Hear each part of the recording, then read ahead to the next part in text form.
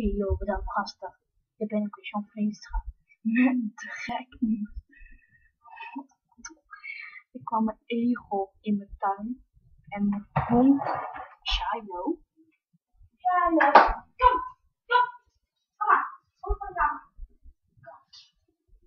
Kom, je hebt een egel doodgebeten. En deze hond heeft hem dood of levend gebeten. Weg.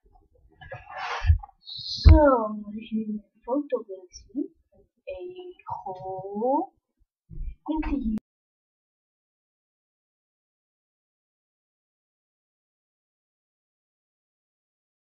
En allemaal gebeten door deze hond.